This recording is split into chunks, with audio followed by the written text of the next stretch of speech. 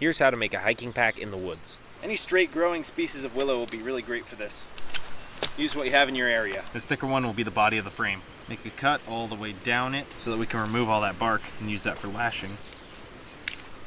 If you've never peeled a stick like that, go try it. That alone is a great survival skill. We're gonna heat up the mid portion of this. It's full of water right now, and the heat's gonna make it even more pliable. All that water is just steaming the wood now. Gently start bending it. We gotta cut up some of this bark so we can tie it.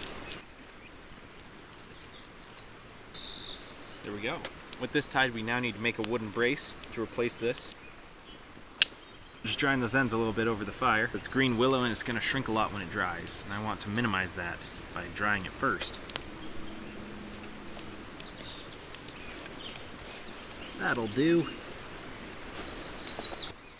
With that, we can take off that bark. That is secure. You know, let's tie one more rod to it just to give a little more to tie onto. That's nice and solid.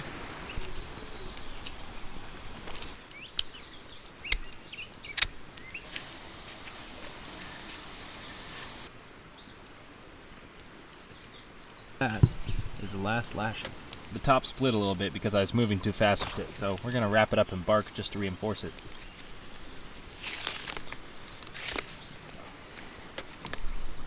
That's pretty good. Let's make a blanket pack to tie on. So you're just going to lay out your blanket just like this. Most camping trips I bring a skillet to cook on. I forged this one. Place it all about 1.5 feet from the edge. Fold that edge over. Fold it again. Before you finish folding it, tuck in the bottom and the top just like this. One more roll. Just like that. You can fit a ton of gear in a small blanket this way. So first we'll take our paracord, make a loop with a slip knot, or a normal knot is just fine. This loop's going to go over the top corner, the knot in the back. The rope comes around, slips through there.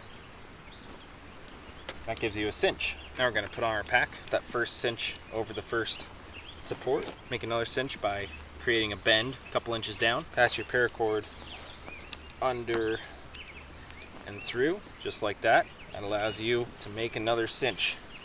Especially with a lot of gear, this makes things very convenient because you can constrict your pack down to a very small size. Around the whole frame for this one, get it cinched all together, and just one more cinch up that bottom. Now ideally I'd load up this pack with first aid items and a little more wilderness gear. I slip knot with a daisy chain. There we go.